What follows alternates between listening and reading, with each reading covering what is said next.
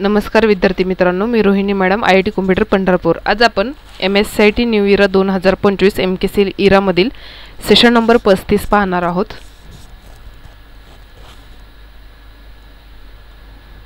Session number 35 ला click करा, language Marathi करा। याच्यामध्ये आपल्याला नॉलेज चेक सोडवायचे आहेत। एकच आहे ना, नॉलेज चेकला क्लिक करा। ओके, इथं आहे नॉलेज चेक। ओके करून स्टार्ट करा। नेक्स्ट करा।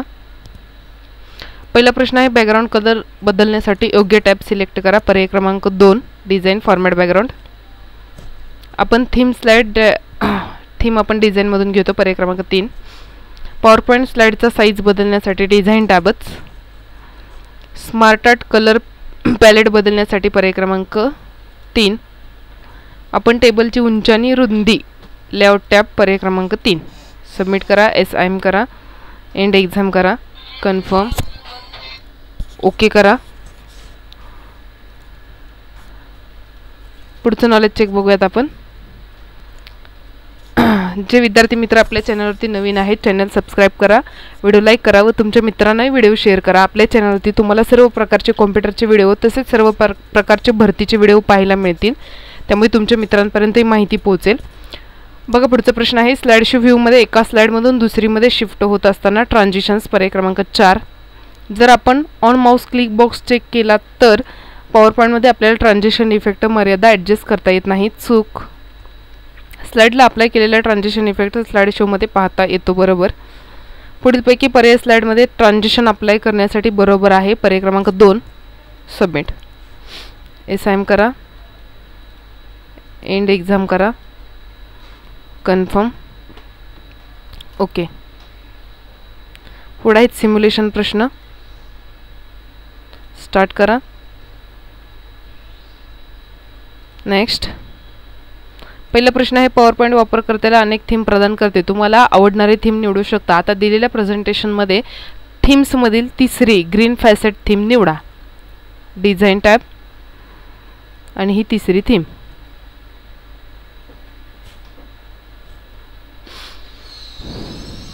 पुढचा प्रश्न आहे, MS पॉवर पॉइंट मध्ये स्लाइडचे 2 स्टँडर्ड साइजेस आहेत। दिलेल्या प्रेझेंटेशन मध्ये मॅक्झिमाइज पर्यायासाठी स्टँडर्ड स्लाइड निवडा। डिझाइन, स्लाइड साइज आणि स्टँडर्ड।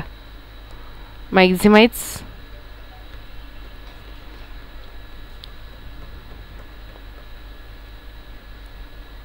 SIM करा, एंड एक्झाम करा, कन्फर्म करा आणि ओके वरती क्लिक करा। सेल पाथ लर्निंग स्टार्ट करा।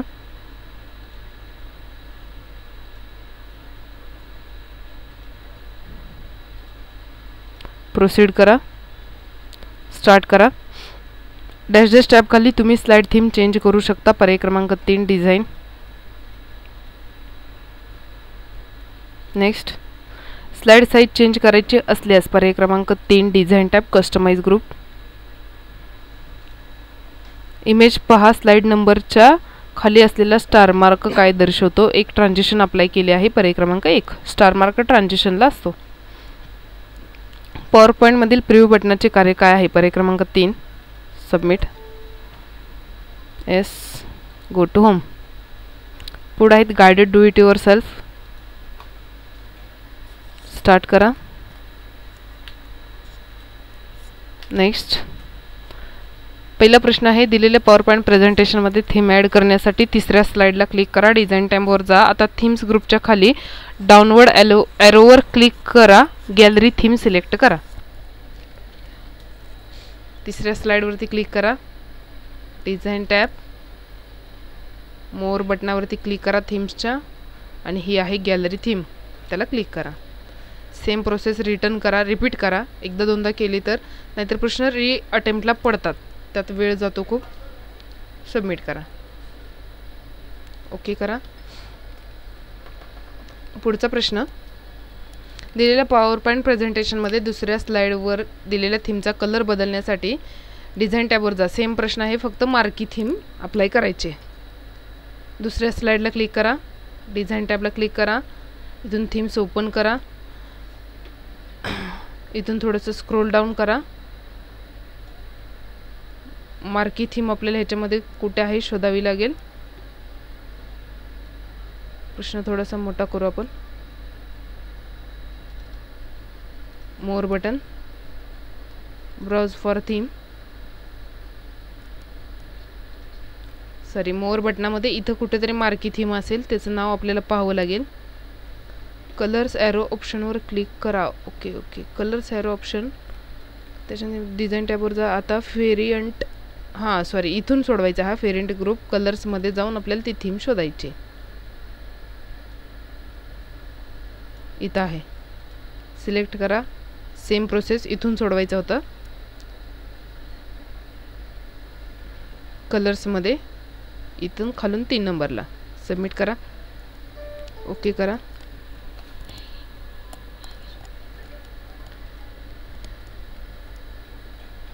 दिलेल्या पॉवर पॉईंट प्रेझेंटेशनमध्ये तुमच्या कॉम्प्युटरवर सेव्ह केलेली थीम लागू करण्यासाठी डिझाईन टॅबवरती जा. थीम ग्रुपमधील अधिक ऑप्शन डाउनलोड ॲरोवर क्लिक करा. थीमसाठी ब्राउज करा, सिलेक्ट करा, इच्छित पॉवर पॉईंट सिलेक्ट करा आणि अप्लायला क्लिक करा. डिझाईन टॅब, मोर बटनावरती क्लिक, ब्राउज फॉर थीमवरती क्लिक.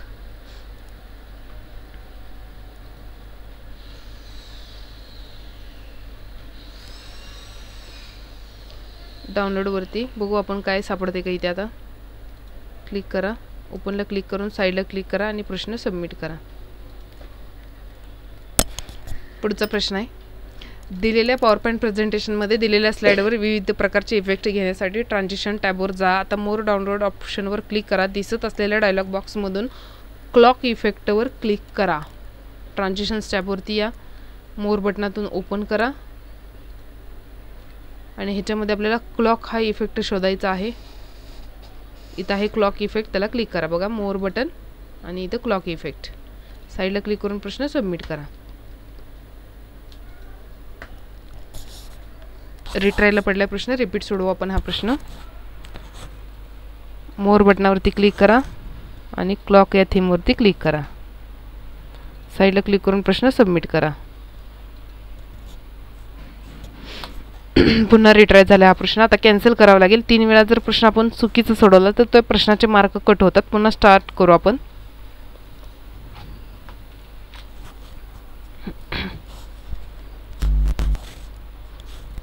डिझाईन टॅबला क्लिक करा. Design tab, sorry, transitions tab, transitions, more transitions,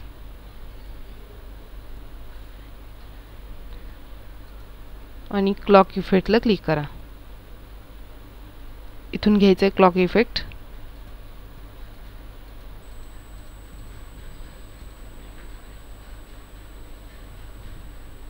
आणखी काय आहे का प्रश्नात पाहू.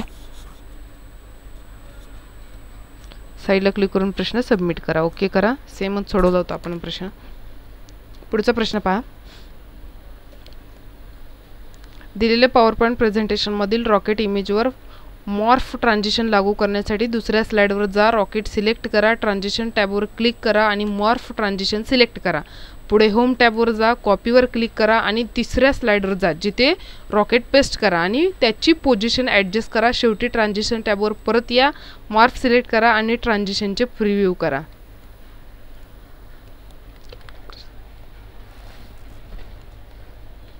प्रश्न थोडासा मोठा करूयात आधी आपण. पूर्ण सगळ्या स्क्रीनवर दिसेल आपल्याला. दुसऱ्या टॅबवर, दुसऱ्या स्लाइडवरती या.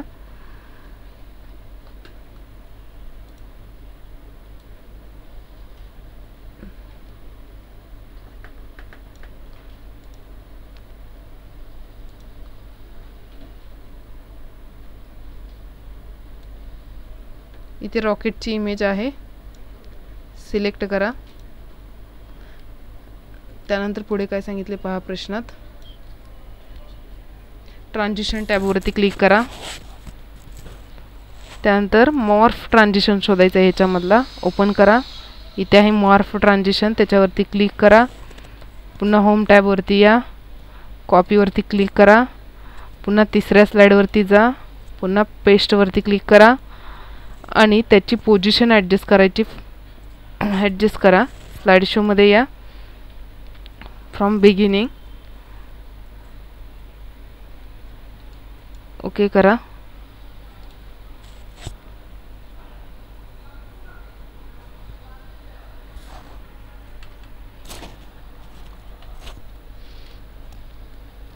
ट्रान्झिशन टॅबमधून हा प्रश्न सोडवायचा आपल्याला. इथून सबमिट करा.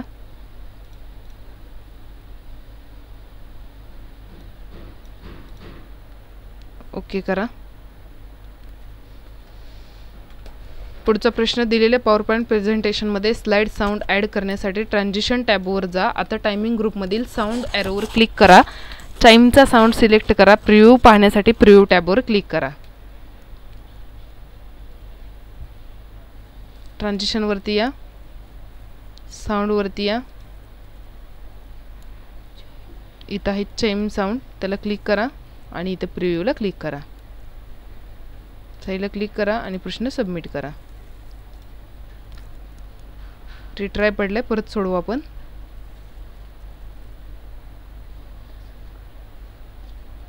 ट्रान्झिशन टॅब बघा, होमवरून ट्रान्झिशनवरती यायचं आहे. इथे साऊंडला क्लिक करायचं आहे. इथून त्यांनी जो साऊंड सांगितला आहे तो साऊंड घ्यायचा आहे आणि प्रिव्ह्यू करायचं. इथून साऊंड घ्या, ट्रान्झिशन टॅब, इथून साऊंड आणि इथून प्रिव्ह्यू. साईडला क्लिक करून प्रश्न सबमिट करा. रिपीट प्रोसेस करा एखादा प्रश्न सबमिट होत नसेल तर. दिलेल्या पॉवर पॉईंट प्रेझेंटेशनमध्ये ट्रान्झिशन इफेक्ट ऑप्शन वापरण्यासाठी दुसरी स्लाइड सिलेक्ट करा. ट्रान्झिशन टॅबवर जा, पुश ट्रान्झिशन क्लिक करा. त्यानंतर ट्रान्झिशन टू दिस स्लाइड ग्रुपमधून इफेक्ट ऑप्शनवर क्लिक करा. आता ड्रॉपडाऊन ॲरोमधून फ्रॉम टॉप ऑप्शनवर क्लिक करा. प्रश्न स्टार्ट करा. दुसऱ्या स्लाइडला इफेक्ट द्यायला सांगितलेत. पॉवर पॉईंट ओपन होऊ द्या. ते पूर्ण लोड झाल्यानंतरच प्रश्न सोडवायला घेऊयात आपण. दुसऱ्या स्लाइडवरती क्लिक करा. ट्रान्झिशन टॅबवरती या, मोर बटनातून ऑन करा. पुश ट्रान्झिशनवरती क्लिक करा. बघा, मोर बटनातून पुश ट्रान्झिशन घ्यायचं आहे आणि इथे इफेक्ट ऑप्शनमध्ये जाऊन फ्रॉम टॉपवरती क्लिक करा. इथून फ्रॉम टॉप करा त्याला, इथून फ्रॉम टॉप आणि इथून पुश इफेक्ट घ्या. साईडला क्लिक करून प्रश्न सबमिट करा.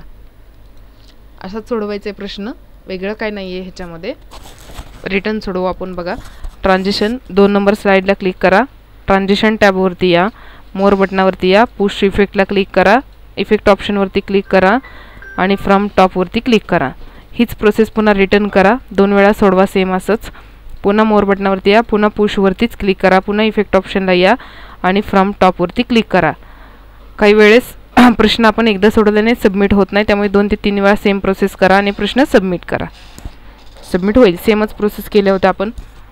त्यानंतर शेवटचा प्रश्न आहे, दिलेल्या पॉवर पॉईंट प्रेझेंटेशनमध्ये प्रत्येक स्लाइडसाठी टायमिंग ॲड करण्यासाठी ट्रान्झिशन टॅबवर जा. आता टायमिंग ग्रुपमधून ॲडव्हान्स स्लाइड ऑप्शन नेव्हिगेट करा. On mouse click option box uncheck करा. त्यानंतर आफ्टर बॉक्स चेक करा आणि प्रत्येक स्लाइडसाठी 1 मिनिट टाईम सेट करा.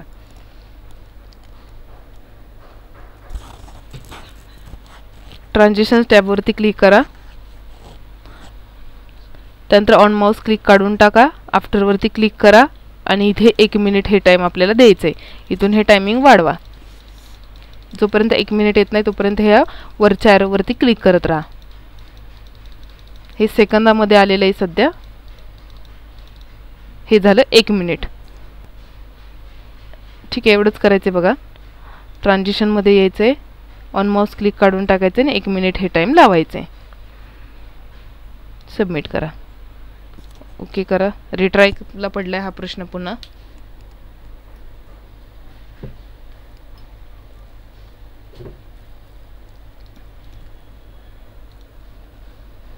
ट्रान्झिशन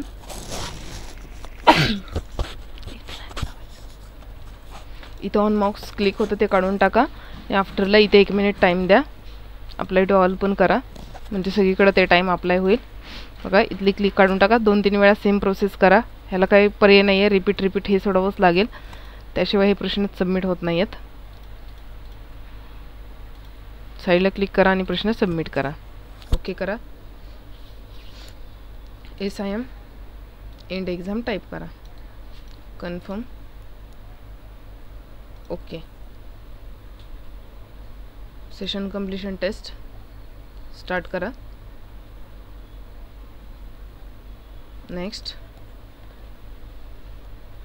मॉनिटरवर प्रतिमा आणणाऱ्या डॉट्सला पिक्सल म्हणतात. पर्याय क्रमांक 3.